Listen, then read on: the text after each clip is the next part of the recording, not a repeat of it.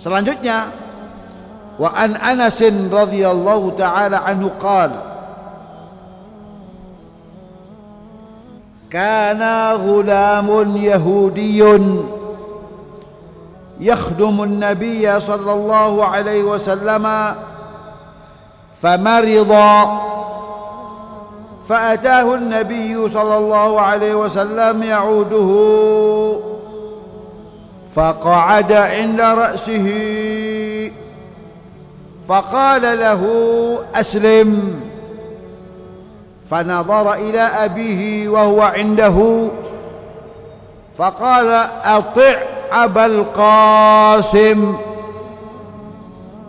فأسلم فخرج النبي صلى الله عليه وسلم وهو يقول الحمد لله الذي أنقذه من النار رواه البخاري.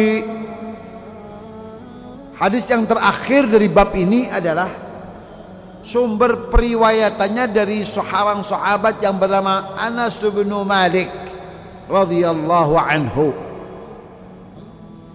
di mana Anas ibnu Malik bertutur cerita kepada kita malam ini. Apa ceritanya Anas ibnu Malik? Kata beliau, kana ghulamun yahudiyyun yakhdumun nabiyya sallallahu alaihi wasallam. Dahulu itu ada seorang budak yang berkebangsa, yang beragama Yahudi. Budak beragama Yahudi. Jadi Yahudi itu agama. Orangnya boleh saja dari apa saja.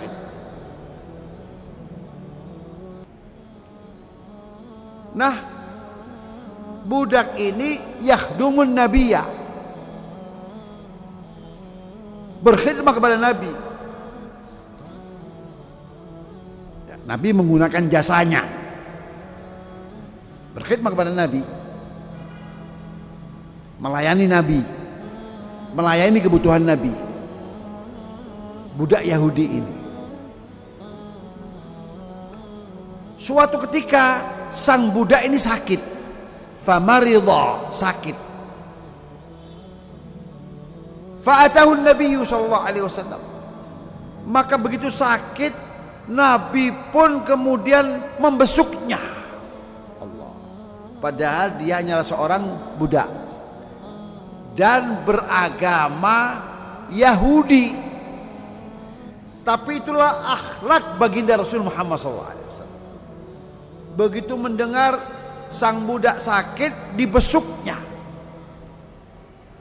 Kalau kita kan membesuk orang milih-milih,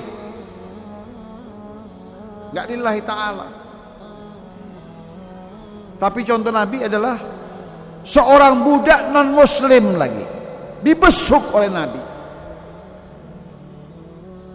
Dibesuk. Fa'atahu Nabi sallallahu alaihi wasallam ya'udu faqa'ada inda ra'sihi. Nabi saat itu masuk ke rumah budak Yahudi itu, lalu Nabi duduk di posisi kepalanya anak ini. Jadi di pinggir ranjang itu, budak itu tidur di ranjang, Nabi duduk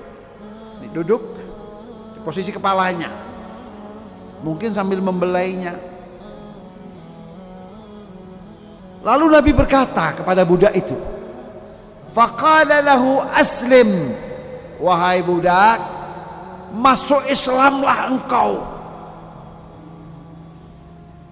Masuk Islam. Kenapa? Ingin menyelamatkan sang budak. Paham? Ingin menyelamatkan sang budak. Kenapa? Karena statusnya Yahudi. Abum, Yahudi. Yahudi itu dalam bahasa agama disebut kafir. Jadi istilahkan ahlul kitab. Tapi posisinya apa? Kafir. Maka kata Nabi, aslim, masuk Islamlah engkau. Budak itu kemudian fanadhara ila abihi, dia melihat ke ayahnya. Ayah sang budak Yahudi ini melihat ke ayahnya. Setuju tidak ayahnya gitu? Melihat ayahnya, kepada ayahnya. Setuju tidak akan himbauan Nabi ini? Wa huwa indahu, saat itu ayahnya di situ juga.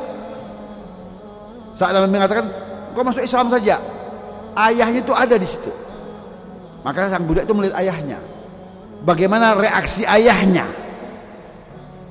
Maka sang ayah berkata, "Faqala ati' Abul Qasim." Taatilah perintah Abul Qasim. Abul Qasim itu kunyahnya Nabi. Karena anak Nabi laki-laki yang pertama itu namanya Qasim. Maka Nabi disebut Abul Qasim, ayahnya Qasim.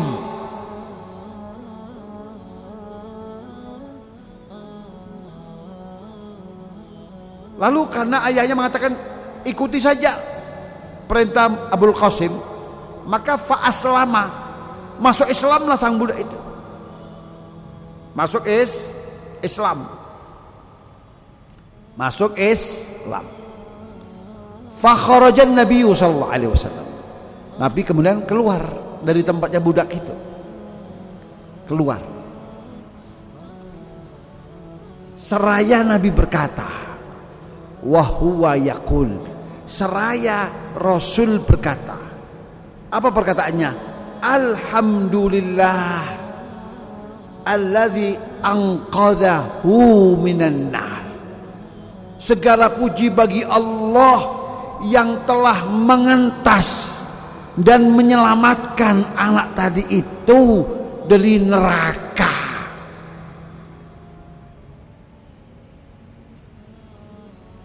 Apa yang kita dapat simpulkan? Bahwa Yahudi itu kafir, walaupun dia diistilahkan sebagai ahlul kitab, tapi dia kafir, orang yang tertutupi untuk menerima keislaman. Dan sudah dapat dipastikankah kalau Yahudi masuk neraka? Ini hadisnya, hadis Nabi yang katanya, alhamdulillah yang telah menyelamatkan anak itu dari neraka. Tadinya mau masuk neraka, andaikan dia mempertahankan keyahudiaannya maka pasti masuk neraka, jelas itu. Paham ya? Sekarang kan ada model-model lagi, paham ya, belum tentu. Belum tentu. Keimanan model apa seperti itu? Paham ya? Hadis ini sahih, diriwayatkan oleh Al-Imam Al-Bukhari.